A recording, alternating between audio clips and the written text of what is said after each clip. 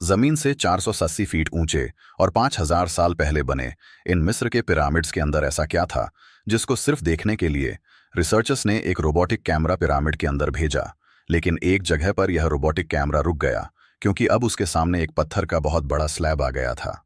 Researcher का मानना था कि इस पत्थर की दीवार के उस पार जरूर कोई ऐसा राज छुपा है जो पिछले 5000 सालों से दफन है। लेकिन यह राज उनको हर कीमत पर जानना था, इसलिए उन्होंने रोबोटिक कैमरे के आगे एक ड्रिल मशीन लगा दी, जिसने उस पत्थर की दीवार पर बारीक क्षेत्र कर दिया। अब इस बारीक क्षेत्र से एक कैमरा भेजा गया, जिसने उस पत्थर की दीवार के पीछे एक ऐसा मंजर देखा जिसे पहले कभी नहीं देखा गया था। कुछ लोग सिर्फ यही देखकर हैरान रह जाते हैं कि 5000 साल पहले बने ये पिरामिड कैसे एक ही तरह के बने हुए हैं, कैसे इनके बीच दबी जमीन का लेवल एक बराबर समतल है। ये सब कुछ हैरान करने वाला जरूर है, लेकिन यकीन मानिए, पिरामिड को बाहर से देखने पर अगर आप एक बार हैरान होते हैं तो उनके अंदर देखने के बाद आप हजारों बार हैरान होंगे। अगर आपको पिरामिड का एक लेवल में होना या ऊंचे ऊंचे पत्थरों का इकट्ठा होना रहस्यमय लगता है, तो पिरामिड का सबसे बड़ा रहस्य उन पिरामिड के सीक्रेट चैम्बर्स में छिपा हुआ है। आइए इसके बारे में जरा डिटेल में जानते हैं दोस्तों। जब भी कोई व्यक्ति पिरामिड देखता है तब उनके मन में सबसे पहला सवाल यही आता है कि इन्हें कैसे बनाया गया होगा, और उसके बाद वह सोचता है कि इन्हें आखिर क्यों बनाया गया, कैसे बनाया गया। इसका जवाब आपको पिछली वीडियो में हम दे चुके हैं, जिसका लिंक आपको वीडियो के एंड में एंड स्क्रीन पर मिल जाएगा। दुनिया भर के आर्कियोलॉजिस्ट मानते हैं कि हो ना हो इस क्यों का जवाब गीजा के पिरामिड में ही मिल जाएगा। वैसे तो मिस्र में 100 से ज्यादा पिरामिड्स हैं, और सब पिरामिड इस तरह से बने हैं कि उन्हें देखकर आपको हैरानी और डर दोनों का एहसास होता है। लेकिन गीजा के पिरामिड वो पिरामिड हैं जिनमें आर्कियोलॉजिस्ट्स को लगता है कि रहस्य का समाधान मिल सकता है। इसका कारण है वह एक्सरे लाइट, जिसने आर्कियोलॉजिस्ट को यह यकीन दिला दिया था कि गीजा के पिरामिड जरूर कुछ न कुछ छुपाकर बैठे हैं, जिसे ढूंढा जाना बहुत जरूरी है।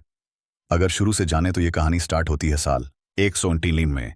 पहली बार आर्कियोलॉजिस्ट को पिरामिड की दीवार में एक ऐसा सुराग नजर आया जिसे एक दरवाजे के तौर पर यूज किया जा सकता था, लेकिन वह सुराग बहुत छोटा था। फिर भी उससे जब किसी तरह घुसकर आर्कियोलॉजिस्ट पिरामिड के अंदर पहुंचे तो उन्हें समझ आया कि यह रहस्य सिर्फ बाहर तक का नहीं है। अंदर एलियन भाषाओं में कुछ ऐसा लिखा गया था जिसे ना तो आज तक देखा गया था और ना ही किसी लिंग्विस्ट तक को उम्मीद थी किस तरह की भाषा भी होती है। अब तक ना तो मेसोपोटामिया की खोज हुई थी और ना ही सिंधु घाटी सभ्यता को ढूंढा गया था। उस दिन से शुरू हुई आर्कियोलॉजिस्ट की यह खोज आज तक चल रही है, लेकिन इसमें एक माइलस्टोन भी है जिसने इस खोज को एकदम से पलट दिया, और वो खोज है इन पिरामिड का एक्सरे करना। ये एक्सरे इतना जरूरी क्यों था, यह समझने के लिए आपको यह जानना जरूरी है कि पिरामिड के अंदर सबसे पहले आर्कियोलॉजिस्ट को क्या मिला। दरअसल जब आर्कियोलॉजिस्ट पहली बार इस पिरामिड में गए तो उन्हें यह समझ में आया कि यह एक तरह की कब्रगाह है, और यहां दरवाजे में बड़ी ग्रेनाइट की ताबूत देखकर वो यह समझ गए कि उन्हें बनाने के पीछे कोई बहुत बड़ा मोटिव होगा।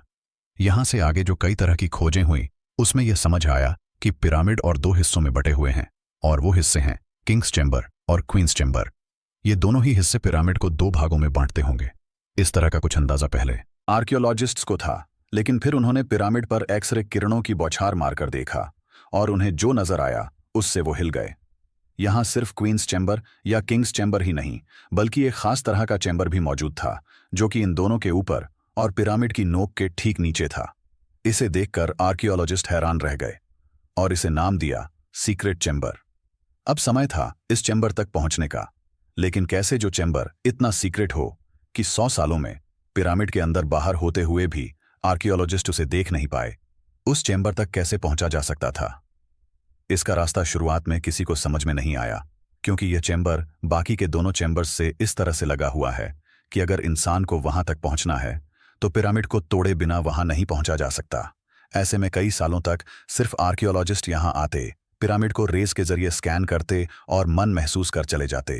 गीजा के ये तीनों पिरामिड, चाहे बड़े वाले दोनों हो या फिर छोटा वाला एक, इन तीनों के अंदर ही वह सीक्रेट चैम्बर मौजूद है, और वह सीक्रेट चैम्बर आंखों के सामने होने के बावजूद खोला नहीं जा सकता था। समस्या यह थी कि कोई इंसान वहां पहुंच नहीं सकता था, लेकिन क्या हो अगर कोई रोबोटिक कैमरा वहां भेजा जाए। यही सोचकर एक रोबोटिक कैमरा बनाया गया, और वह बनाने के बाद उसे पिरामिड के बीच बने सुराख में इस तरह से दौड़ाया गया कि वह किंग्स चैम्बर या क्वीन चैम्बर से होते हुए सीक्रेट चैम्बर तक चला जाए। आर्कियोलॉजिस्ट रॉब रिचर्डसन को पहले यह लगता था कि हो ना हो इन चैम्बर्स के जरिए ऊपर जाने का रास्ता जरूर होगा। लेकिन उस रोबोटिक कैमरे को निचले दोनों चैम्बर्स में घुमाने के बाद उन्हें समझ आया कि ये तीनों चैम्बर्स आपस में जुड़े हुए नहीं हैं, मगर सीक्रेट चैम्बर तो खोलना ही था। भले ही उसके अंदर इंसान ना जा पाए, क्योंकि एक छोटा सा कैमरा भी अंदर जाकर अपना काम कर सकता था। ऐसे में रॉबर्ट रिचर्डसन ने अपने एक आर्कियोलॉजिस्ट दोस्त डॉक्टर तेजे चिंग से बात की और अगले 5 साल वह कुछ ऐसा बनाने में लग गए जो रोबोट भी हो, कैमरा भी हो और साथ में वो पिरामिड को ड्रिल भी कर सके। और इतना सब उन्हें 20 सेंटीमीटर साइज की सीमा में रहते हुए करना था, क्योंकि 1 मिलीमीटर भी बड़ा गैजेट पिरामिड के अंदर ट्रेवल नहीं कर पाएगा। काफी कोशिशें करने के बाद 5 सालों में आखिरकार उन्होंने ऐसा कुछ बना ही लिया।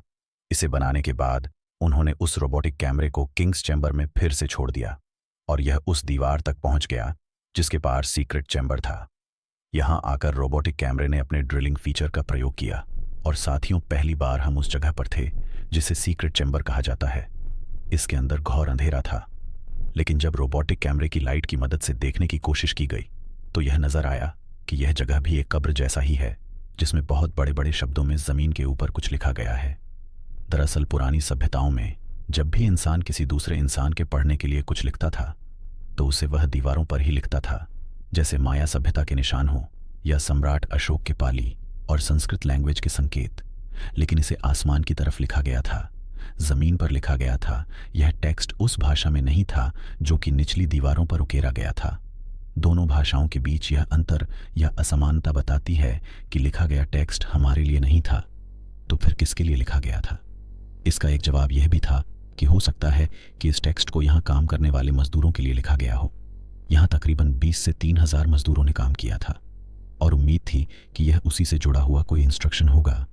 लेकिन आपको जानकर हैरानी होगी कि यहाँ के मजदूर भी शाही परिवार का हिस्सा थे, क्योंकि जब उनके स्केलेटन को एनालाइज किया गया तो यह पता चला कि उनकी भी सर्जरी होती थी और उनकी टूटी हड्डियों का इलाज भी किया जाता था। यानी कि जिसे इतनी मेडिकल सुविधा दी जा रही हो, दांत तो हो नहीं सकते। ऐसे में उसके लिए अलग भाषा लिखने की थरी सटीक नहीं लगती। लेकिन एक थरी और है जिसमें शायद इसका सटीक जवाब दिया गया है। यह थरी है ओरायन कलेक्शन थरी। दरअसल जब भी गीजा के पिरामिड को देखा जाता है तो एक बात नजर आती है, ये पिरामिड ना तो एक ही शेप के हैं और ना ही एक ही लाइन में। जबकि 5000 साल पहले लोग चाहते तो इन्हें एक शेप में भी बना सकते थे और एक लाइन में भी। हालांकि इजिप्ट के आर्कियोलॉजिस्ट का यह मानना तो था कि हो ना हो इनके बीच कोई पैटर्न जरूर होगा, और यह पैटर्न नजर आया रॉबर्ट बाउबल को, जिन्होंने देखा कि ये तीनों पिरामिड ओरायन स्टार के बीच में मौजूद स्टार्स की तरह हैं।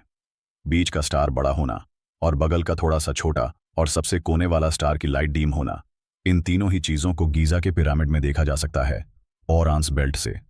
इस संबंध को सीक्रेट चैम्बर में लिखी एक अनोखी भाषा ये चीजें बताती हैं कि पिरामिड भले ही जमीन पर हो, लेकिन इनका अंतरिक्ष से कोई ना कोई संबंध जरूर है। ये संबंध हमें तब पता चल पाएगा जब किसी तरह से सीक्रेट चैम्बर के अंदर पहुंचकर वहां लिखी भाषा को डिकोड किया जा सकेगा। उसके पहले तो हम सिर्फ ये अंदाजा ही लगा सकते हैं कि आखिर उस सीक्रेट चैम्बर में है क्या और इन पिरामिड को क्यों बनाया गया होगा। वैसे दोस्तों, आपको क्या लगता है, इन पिरामिड्स को बनाने की क्या वजह रही होगी? अपना जवाब कमेंट बॉक्स में जरूर शेयर कीजिएगा। बाकी हमारी आज की इस वीडियो में बस इतना ही। वीडियो अच्छी लगी हो तो इसे लाइक और शेयर जरूर करना, और अगर आप चैनल पर नए हैं तो यूट्यूब चैनल 193 साइंस एक्सप्लेन्ड को सब्सक्राइब भी जरूर करें। मिलते हैं जल्दी ही एक ऐसी और इंटरेस्टिंग वीडियो में। तब तक के लिए गुड बाय।